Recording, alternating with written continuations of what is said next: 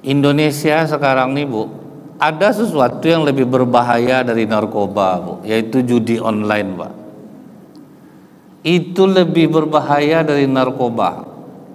Makanya pemerintah sekarang risau karena tahu Ibu, uang orang Indonesia ini ya, habis untuk judi online tuh udah 665 triliun Pak, siap IKN tuh dibuatnya.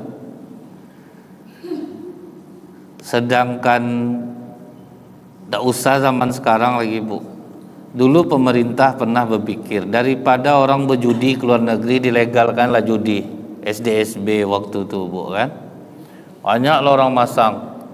Itu jahatnya judi itu Pak, karena dia mengandung adiktif, ada candu di situ Pak. Cuman candunya itu bahaya Bu. Tidak sama rokok, tidak sama narkoba Pak. Lebih parah candunya itu. Karena apa? Semua sifat buruk manusia akan keluar karena judi. Itulah ngerinya judi itu. Semua sifat buruk keluar. Kalah pokoknya narkoba, kalah tuh Pak. Assalamualaikum warahmatullahi wabarakatuh. Saya bersama Biker Subuhan Pekanbaru Riau dalam kajian subuh Rabu Riyadhus Shalihin di setiap masjid musola di Jalan Kamboja, Rimbo Panjang. Bagi yang sudah bergabung istiqomah, bagi yang belum segera bergabung. Kiamat sudah dekat. Berkah selalu, sukses. Assalamualaikum warahmatullahi wabarakatuh.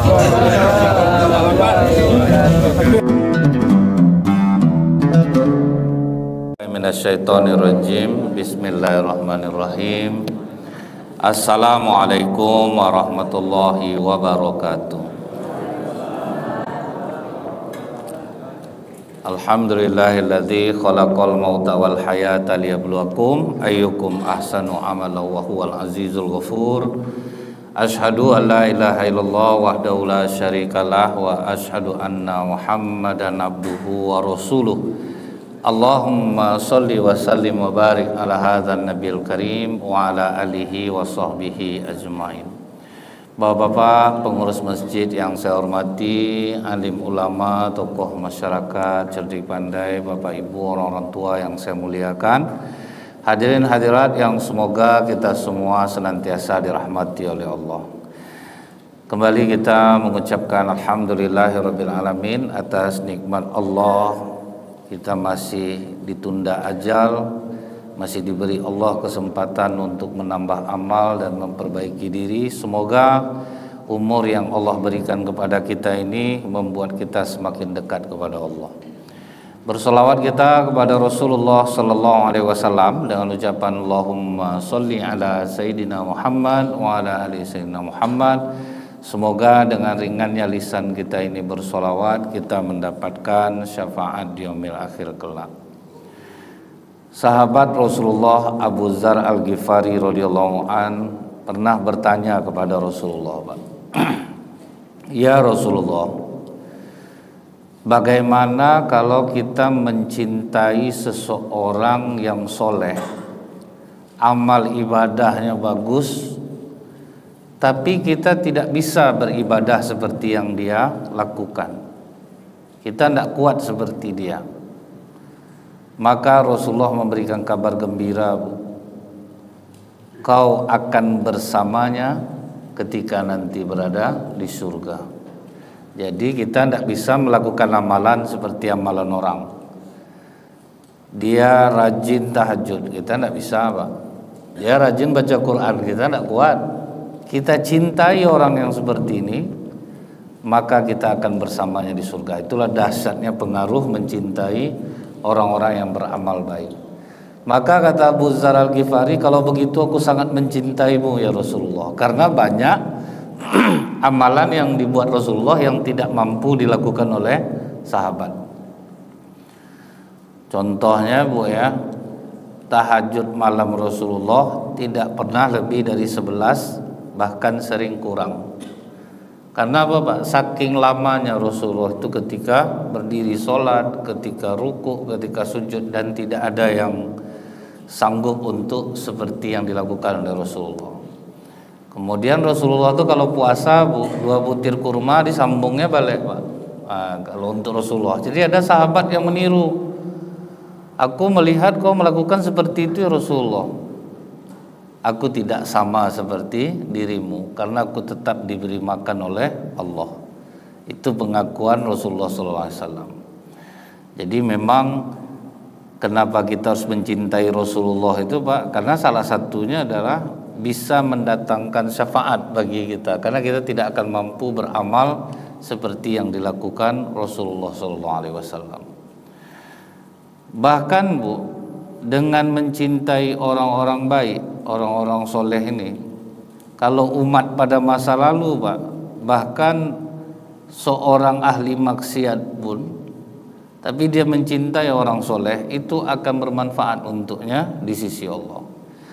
Ada kisah yang disampaikan oleh Wahab bin Munabbih tentang riwayat di zaman Nabi Musa alaihissalam. Ada laki-laki yang terkenal kefasikannya Bu. Pokok masyarakat tahulah Pak, tidak suka sama dia. Jadi begitu dia meninggal, tidak ada satu orang masyarakat pun yang mau untuk menyelenggarakan jenazahnya. Jadi ditaruh aja di tempat sampah Pak.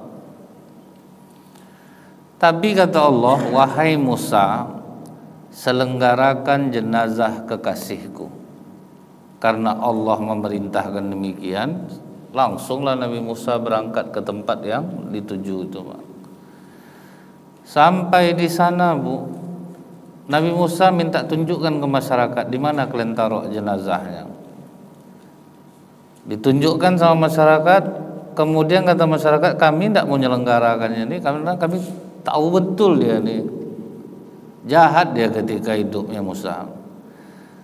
Nabi Musa kembali bermohon kepada Allah, Bu. Ya Allah, masyarakat menyaksikan bahwa dia ini orang jahat.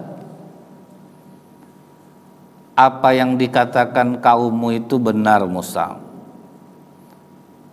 Tetapi ketika dia sakratul maut, dia memohon kepadaku dengan 3 permohonan. Yang siapapun yang memohon dengan doanya ini, aku akan mengampuni dosanya. Yang pertama itu Pak, dia berdoa, ya Allah, Engkau tahu bahwa aku gemar melakukan kemaksiatan, tetapi jauh di lubuk hatiku aku sangat membenci kemaksiatan itu. Jadi ada orang Bu, dia jahat tapi sebetulnya dia tidak suka dengan sifat itu Pak. Dan yang membuat aku tetap melakukan maksiat itu ya Allah adalah hawa nafsuku yang jahat, teman yang buruk, dan iblis yang senantiasa menggodaku. Jadi 3 inilah yang memang menghancurkan manusia baik itu Bu. Yang pertama itu adalah hawa nafsu. Hawa nafsu ini kan kita udah tahu semua Pak. Jangankan kita lagi Bu, Allah aja dilawannya, apalagi kita. Jadi artinya itu Bu ya, bahwa kita jangan mudah menyalah-nyalahkan orang yang berbuat jahat. Cobalah mendoakan dia, karena belum tentu dia suka dengan perbuatan dia itu. Masyhur kita dengar, waktu akal diciptakan, apa kata Allah? Wahai akal, majulah, maju akal. Mundurlah, mundur akal. Siapa engkau dan siapa aku? Kata akal, aku adalah hambamu, engkau adalah Robku. Akal nurut Pak. Akal kita ini baik Bu. Begitu nafsu disuruh menghadap, mada dia Pak, nak mau dia. Ditanya oleh Allah, siapa engkau dan siapa aku? Aku, kau. Allah aja dilawannya Bu, yang menciptakannya. Dibakar dia 1000 tahun, diangkat balik ke atas, tetap melawan Pak. Itulah ngerinya nafsu. Siapa engkau dan siapa aku? Aku, kau. Akhirnya dimasukkan dia ke neraka lapar. Dilaparkan dia baru nyerah dia. Aku adalah hambamu, engkau adalah Tuhanku. Sehingganya apa Bu? Di bulan puasa itu banyak orang jadi orang baik. Orang rajin ke masjid, orang tambah rajin bersedekah, orang tambah rajin baca Quran, karena memang hanya dengan lapar nafsu itu menjadi jinak.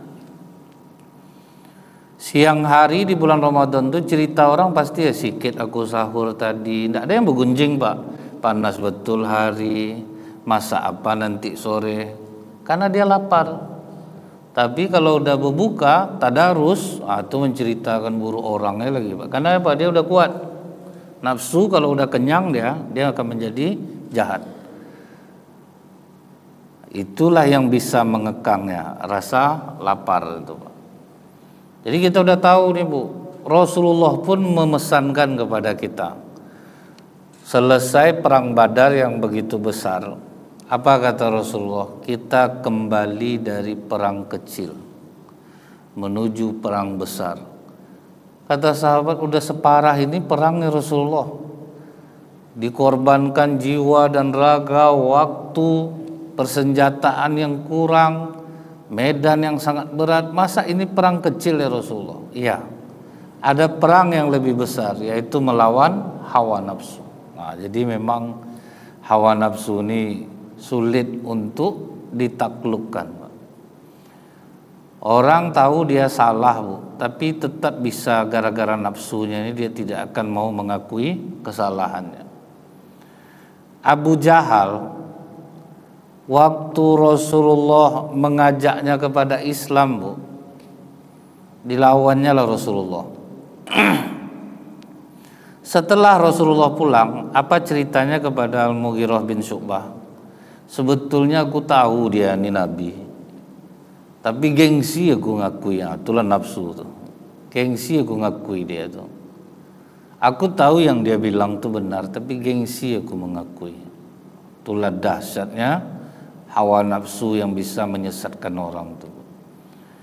Saya pernah misalnya menasihati orang gitu, karirnya bagus, tetapi dia suka dengan suami orang. Sempat tahu orang nih hancur karir kamu, berkali-kali dibilang, tetap tidak bisa. Jadi saya tidak menghina dia Pak, beginilah dahsyatnya hawa nafsu. Kalau dia udah termasuk ke situ, payah untuk keluar lagi. Ada orang saking cintanya kepada laki-laki, udah dinasehati Pak, lari mau dia. Itulah dahsyatnya hawa nafsu. Dia tahu yang dibilang mak aku ini betul, yang dibilang bapak aku ini betul, tetapi hawa nafsu itu yang menghalangi. Jadi bukan dia lawannya itu Bu, dia sedang berhadapan dengan hawa nafsunya, dan itu sangat berat. Kita nasihati baik-baik, jangan seperti dia tahu sebetulnya nasihat kita itu betul, tapi udah terlanjur jemplung, itu akan sulit untuk keluar lagi. Makanya lebih dahulu kan kita banyak mendoakan anak-anak kita agar dijaga Allah dari kejahatan hawa nafsunya. Sedangkan kita aja berhadapan sama diri kita sendiri sulit Pak. Nanti ngajilah, pulang subuh agak 2 lembar, 3 lembar. Hidupkan TV Bu, darat tembok akhir tidak jadi baca Quran. Kita sama diri kita sendiri aja sulit. Tahajudlah nanti malam agak 8 rakaat, tutup 3 witir. Nah, dah hidup alarm mematikan balik kadang tuh. Itulah hawa nafsu tuh. Hawa nafsu ini Bu, dia menyamankan kita. Kita tuh dibuatnya nyaman, dan betul Pak, nyaman sama dia. Sehingganya orang banyak habis sholat tuh Bu, kenapa dia langsung pergi? Karena itulah hal yang nyaman bagi nafsu. Tak betah dia untuk duduk gitu. Itulah yang nyaman bagi nafsu tuh. Memang seperti itu Pak, dia tidak salah. Memang itulah hawa nafsu itu membuat kita nyaman. Kadang udah terniat gitu Bu ya, nanti bersedekahlah ke orang agak 200. Udah jumpa orangnya Pak, berubah langsung Pak. Nggak usah lah lagi, senang dia nampak ini. Belum tentulah dia susah. Macam-macam lah tuh hawa nafsu ini membisikkan Bu, menghalangi kita. Nah itulah beratnya melawan hawa nafsu tuh. Jadi jangan hina orang yang berbuat salah, yang berbuat kefasikan, karena memang berhadapan kalau sudah dengan hawa nafsu ini memang sangat berat. Dulu ada seorang laki-laki tampan, dia jualan baju nih Pak, ini pernah saya sampaikan. Karena dia ganteng Bu, dia masuk-masuk gang, adalah perempuan suka sama dia. Gak bisa perempuan ini nahan hawa nafsu. Hawa nafsu perempuan ini memang satu, tapi kalau dia sudah menyukai Pak, full, dia tidak akan malu dimanapun. Memang payah membangkitkan rasa dia itu, tetapi kalau dia sudah suka, sulit untuk dihalangi. Diceritakannya lah ke nenek-nenek Bu, nenek tahu ndak yang jual baju tuh ganteng nek, ya suka betul aku sama dia nek. Pokoknya aku mau sama dia nek. Kata nenek deh, aman tuh biar nenek yang ngatur ya. Pas laki-laki ganteng nih lewat, nak bisa minta tolong nenek ndak? Nenek ada dapat surat, mata nak nampak lagi, bisa ndak tolong bacakan? Boleh nek. Dia ajak nenek tuh masuk ke dalam. Begitu dia nak ganteng nih di dalam, neneknya langsung pergi, pintu langsung dikunci perempuan tuh dari dalam. Aku suka sama kau, kata perempuan nih. Kalau tak mau kau sama aku hari ini ya, berteriak aku. Aku akan katakan bahwa kau telah menggoda aku. Bingung laki-laki ini Bu, dia orang yang sangat taat beribadah Pak. Naik dia, boleh ndak aku permisi sebentar? Naik dia ke atas rumah. Rencana mau bunuh diri dia Pak, daripada harus melayani perempuan. Itu saking takutnya dia kepada Allah. Tapi terpikir dia bunuh diri, parah dosanya, apapun alasannya. Maka sering masih diperdebatkan orang mengenai bom bunuh diri itu Pak, masih diperdebatkan orang tuh. Loncat aku bunuh diri. Ingat saya cerita tentara Bu, ketika mengeksekusi orang di Ngarai Sianok. Waktu ada apa dulu Pak ya, pemberontakan. Jadi salah satu saksi sejarah itu waktu itu dia disuruh mengeksekusi PRRI kalau tidak salah saya Pak ya. Kau mau terjun atau aku tembak? Jawaban dia apa Pak? Tembak aja Pak, karena kalau terjun aku bunuh diri. Kalau terjun aku bunuh diri, besar dosa aku, tembak aja lah. Akhirnya tembak. Nggak jadi dia bunuh diri Bu. Ditanyanya ke perempuan nih, WC di mana? Ditunjukkan orang lah oleh perempuan nih. Sampai di WC itu Bu, dibongkarnya septic tank tuh Pak, dibalurkannya semua kotoran tuh. Ya Allah, ampuni aku mengambil najis ini ke tubuhku. Semua kotoran tuh dibalurkannya ke tubuhnya. Baru dia keluar. Aku udah siap, aku mau sama kau. Gila kau rupanya. Keluar kau dari rumah ini, kata perempuan. Selamatlah dia Bu dari hawa nafsu. Begitu dia bersihkan kotoran yang ada di tubuhnya itu, sejak itulah tubuhnya mengeluarkan aroma yang sangat wangi. Semenjak dia bersihkan tuh, tubuhnya wangi. Sehingga di kuburnya itu ditulis Al-Mis, orang yang mengeluarkan bau yang harum. Jadi kuburnya itu memang harum jadinya. Itulah balasan Allah kepada orang yang kuat menahan hawa nafsu. Tapi kalau udah termasuk ke dalam itu susah keluar. Saya mendengar guru pesantren di Sumbar yang mencabuli 40 santrinya. Susah kita untuk mengatakan, wah itu parah. Itulah nafsu. Kalau udah termasuk ke dalamnya, kalah ilmu Bu. Mau sehebat apapun ilmu agama kalah. Bayangkan udahlah sama anak laki-laki Pak. Dia laki-laki, anak laki-laki. Sedangkan mungkin ke perempuan aja udah heboh Pak. Ini ke anak laki-laki. Itulah hawa nafsu itu Bu. Memang berat. Sampai ada salah satu dulu yang di pesantren mana yang anak laki-laki juga. Jangan hujat saya. Saya paham maksud dia tuh Pak. Wah, dia sebetul tahu ini salah, tapi udah tidak bisa keluar lagi. Begitu udah termasuk ke dalam godaan hawa nafsu untuk keluar itu sudah susah. Orang-orang yang ditolong Allah lah. Ada dulu mereka berdua pergi berdagang ke Syam. Kata kawannya, kau tinggal dulu di tenda ya, aku pergi cari makanan. Rupanya ada perempuan, Bu, yang menyaksikan satu orang laki-laki ini pergi. Didekatinya lah tenda orang. Dia sedang sholat, ditunggu sama perempuan nih, Pak. Karena dia mikir jangan sampai terlalu lama orang dinunggu, disiapkannya sholatnya. Aku mau minta tolong. Oh ya boleh, kata dia. Apakah kau butuh makanan? Kalau butuh makanan tunggu dulu, kawan aku sedang beri makan. Nggak, aku mau sama kau. Begitu perempuan ini mendekatinya, Pak, dibalutkannya kepalanya ke lututnya, menangis dia sejadi. Saking kuat nangislah perempuan itu jadinya, Pak. Begitulah dia menahannya itu, Bu. Akhir lari perempuan ini dari tenda tuh. Pas kawannya pulang, tengok kawan menangis. Kenapa kau nangis? Dibohongi ya kawannya, Bu. Aku rindu sama anak aku. Nah, kalau rindu sama anak, nak mungkin lah macam ini betul tangis kau. Akhirnya itulah diceritanya, aku digoda. Tapi aku betul-betul takut. Nah, itu yang payah tuh. Kalau sempat kita tuh, Pak, kayak mana kira-kira? Bapak udah baru balik sholat subuh nih, Pak. Datang perempuan cantik, Pak. Pak, bisa minta tolong antar saya, Pak? Nggak akan ada menolak loh, Pak. Syukurnya nggak dapat ujian itu, Bu. Nah, di jalan dipeluknya pinggang bapak, lah hilang akal bapak dibuatnya tuh. Memang susah tuh, Pak. Jadi kalau kita melihat orang-orang jahat tuh seharusnya kita berdoa, karena kalau kita pun di posisi dia, Pak, ngeri, Bu. Kita akan termasuk juga mungkin, atau bisa lebih parah daripada itu.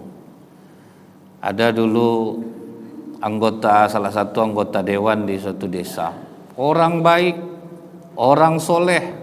Nah, akhirnya dia nak maju lagi, Bu. Kenapa gitu, Pak? Memang tidak kuat saya, Ustaz. Betul kata Pak Mahfud MD itu. Malaikat pun masuk kemari jadi iblis nih. Oh, ngapa gitu, Pak? Awalnya biasa aja, Tad. Kita membela hak masyarakat. Jadi waktu demo dengan perusahaan tuh saya di depan tuh. Datanglah utusan perusahaannya, minta perwakilan dari pendemo, tentu saya yang masuk. Dihadapkannya duit 1 tas. Janganlah keras-keras kali, Pak, sambil membuka tas tuh, Pak. Dihadapnya duit. Berubah saya, Ustaz. Oh, di luar saya rakyat, kalau di sini kita kan kawan. Nah, berubah jadinya, Pak. Pokok Bapak kalau ada butuh apa-apa, anak mau liburan atau apa, kasih tahu aja kami nanggung tiket penginapan. Coba tuh. Habis iman dibuatnya tuh, Pak. Saya pun lewat, saya rasa tuh. Nggak mungkin, syukur nggak dapat ujian nih, Pak. Orang sibuk deh, ustadz nih kalau udah dekat dengan pejabat, belum mencoba deh lagi, enak duitnya tuh, Pak. Syukur aja, Bu, saya nggak dapat ujian itu. Kalau sempat masuk situ, tamannya yang parah mungkin, Pak. Duit tuh enak, pasti terikut kita. Nah, ini Allah masih melindungi aja nih, Pak. Bayangkan, Bu, ya, saking kuatnya hawa nafsu nih. Banyak rupanya orang yang sekarang ini mau maju jadi pejabat itu, Pak, memakai paranormal. Itulah dahsyatnya hawa nafsu itu. Pakai dukun. Ngapa harus berdukun-dukun, Pak? Karena kadang pas pelantikan tuh mati aja orang banyak.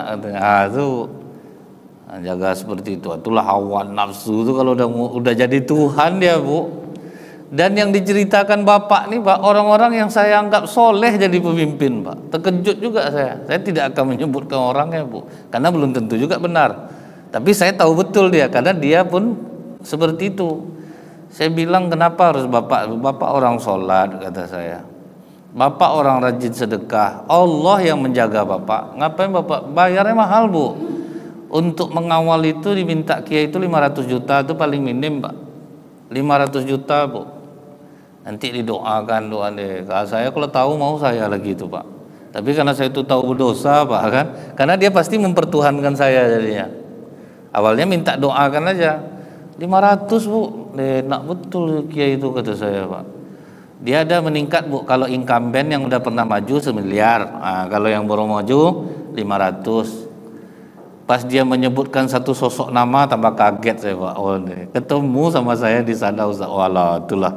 Jadi kalau nafsu sudah jadi Tuhan memang repot. Nah, yang kedua, dalam doa dia tuh Bu, dia mengatakan karena kawan yang buruk yang mempengaruhi dia.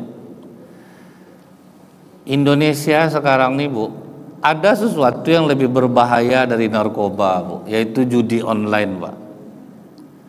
Itu lebih berbahaya dari narkoba. Makanya pemerintah sekarang risau karena tahu Ibu, uang orang Indonesia ini habis untuk judi online itu udah 665 triliun Pak. Siap IKN itu dibuatnya. Sedangkan tidak usah zaman sekarang lagi Bu. Dulu pemerintah pernah berpikir daripada orang berjudi ke luar negeri dilegalkanlah judi. SDSB waktu itu Bu kan. Banyak orang masang. Itu jahatnya judi itu Pak, karena dia mengandung adiktif, ada candu di situ Pak. Cuman candunya itu bahaya Bu. Tidak sama rokok, tidak sama narkoba Pak. Lebih parah candunya itu.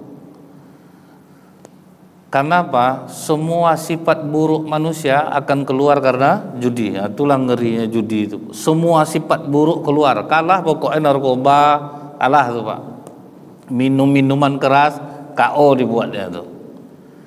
Ingat dulu Ibu waktu SDSB di Pekanbaru dia orang begadang tiap malam. Sampai orang ilusi dan melakukan hal-hal yang irasional. Ngasih makan orang gila, jumpa orang gila di jalan barang, kok main dah. Orang gila ditanyanya Bu. Sampai kenyang-kenyang orang gila di Pekanbaru nih. Ingat saya dulu tuh. Diajak makan Pak, dikasih rokok. Pokok orang gila dihormati waktu itu kan udah ilusi tuh Pak. Udah irasional udah Bu. Sudah tuh hilang rasa kemanusiaan, terbalik becak orang Pak. Buku mimpi yang dibuka orang Bu, bukan ditolong orang Pak. Becak terbalik, cari langsung di buku mimpi. Berapa becak terbalik? Mimpi ular ini, mimpi anjing ini, enggak saya macam-macam tuh Bu.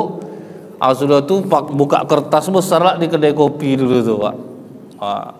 Saya tinggal di Pasar Mambo tuh, ke situ gudang nomor tuh Pak. Weh Bu, malu bilang tinggal di Pasar Mambo tuh, malu Pak. Saya duduk di kedai kopi itu kadang ketawa saya Bu nengok orang itu. Entah, saya alhamdulillah dikasih Allah memang tidak berselera dengan hal-hal seperti itu Pak. Jadi saya tetap duduk sama mereka Bu. Jadi saya kadang itu jadi bahan lucu-lucuan. Masalah katanya Pak Cukudan menentukan nomornya Pak. Tapi bisalah ada rumusnya. Itu yang ketawa saya Bu. Adalah rumusnya. Apa enggak ketawa saya Pak? Pokoknya Bu, orang jadi tidak berpikir logis. Dan 30% kawan semua yang bawa Pak. 30% orang buat buruk, kawan semua yang bawa. Kan berarti besar tuh Pak. Kalau 30% rata-rata kawan Bu. Dia punya gaji 5 juta, hidup masih kurang, tapi pemalas. Ada gabunglah dua tuh Pak.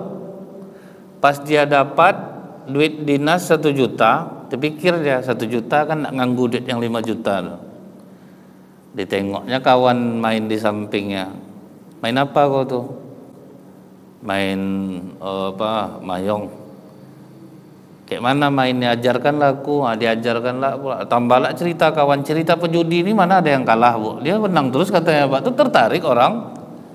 Rata-rata cerita orang penjudi dia mengatakan aku menang. Lebih banyak menang aku daripada kalah. Tertariklah kawan nih. Pertama dia main slow aja Bu. 50.000 masih aman Pak. Habislah yang 1 juta tuh. Nah begitu yang 1 juta ini habis, timbul sifat buruk kedua akan keluar Pak. Merasa jadi pecundang. Manusia tidak ingin dikalahkan. Timbullah sifat sombong tuh Pak. Tak bisa nih, kalah aku harus balikkan duit aku 1 juta tuh. Baru pakai duit pribadi. Nah pas yang main kedua nih Bu, itu udah emosi. Tadi 50-50 masuk jadi 500, 600 sampai habis semua uang di rekeningnya. Setelah habis uang di rekening nih, timbul lagi sifat buruk lainnya Pak, mencuri untuk menutupi itu. Atau yang paling banternya apa Bu? Pinjaman online. Dipinjamnya pinjaman online 6 juta. Dimasukkannya 6 juta, jadi 12 juta, timbul serakah. Itu Bu, semua sifat buruk keluar Pak. Timbul serakah, dimasukkannya 12 juta, habis semua-muanya. Akhirnya dia jadi pencuri. Kalau orang udah kena candu judi Bu, harta mertua harta dia, harta orang harta dia. Baru saya dapat berita tadi Bu, habis ditipu mertuanya 4 miliar lebih Pak untuk main pinjol. Dan semua kalau ditanya Bu, belajar dari kawan, semua dari kawan. Rasulullah sudah mewanti-wanti Bu, kalian berkawan sama tukang parfum, walaupun kalian tidak bisa beli, kalian dapat wanginya. Apa ndak Bu ya, kita duduk tempat kawan yang jual wewangian Pak, pas dia ngetes tuh, teskanlah ke baju aku, harum juga kita Pak. Kemudian Bu, berkawan sama pandai besi, duduk kita di situ. Pas kita keluar di sana pulang ke rumah bau nabang. Di mana duduk dari ini? Dapat baunya padahal tidak ada ditempelkannya ke kita. Begitu juga lah kita berkawan dengan orang-orang yang buruk. Dia pengaruhnya cepat ke kita Bu. Apalagi orang itu cocok lah sama kita. Makanya orang banyak mengatakan, oh, dia tuh baik. Maka baik saya tidak mau cari kawan selain dia karena asik Pak. Kalau orang baik ya ikutlah baik, kalau buruk ikut pula lah buruk. Mungkin kita ingat Bapak Ibu, kenapa Rasulullah berhenti mengembala kambing? Karena berkawan dengan kawan yang buruk, cepat dihentikan oleh Rasulullah Pak. Jadi kan sebelum terlanjur rasanya kawan ini akan membawa mudarat bagi kita, pesan Rasulullah itu Bu, bagus jangan lagi. Karena kalau udah terlanjur berkawan susah nanti, pasti kita akan ikut dia jadinya. Waktu Rasulullah mengembala kambing, apa kata kawan-kawannya? Muhammad, sesekali hiburlah diri kau tuh. Pergi kau ke kota, kadang di situ banyak acara musik, penari seksi-seksi, penyanyi mantap-mantap Muhammad. Biar kami jaga kambing kau nih. Karena memang orang-orang buruk itu Pak, kekompakan mereka memang terjaga. Ibu tengoklah preman ngumpul sampai tua happy dia Bu. Padahal minum, mabuk. Sebab apa? Iblis tidak mengganggu dia. Makanya karena dia kawan-kawan iblis juga Pak. Makanya dia enak ngumpul tuh Bu. Kita di masjid sering ada masalah, itu wajar Pak. Karena iblis tidak suka dengan kita. Mereka tuh kompak. Jadi katanya ke Rasulullah, nontonlah biar kami jaga kambing kau. Pergilah Rasulullah Bu. Tapi Allah menolong, Allah beri Rasulullah rasa kantuk yang teramat sangat, sehingga tidak jadi nonton, tertidur. Besoknya balik Rasulullah ke kawan-kawannya balik. Gimana Muhammad, mantap kata kami kan? Maka lama kau pulang kan? Apa yang mantap, aku aja tertidur. Ulang balik Muhammad, biar kami jaga lagi. Mau berkorban tuh Bu, biar kami jaga lagi kambing kau. Pergi Rasulullah nonton balik, tertidur balik. Sejak saat itulah diputuskan Rasulullah berhenti mengembala kambing. Bukan dia memburukkan kawannya, ya udah berhenti aja. Kita kan tahu tuh Bu, kadang kita berkawan.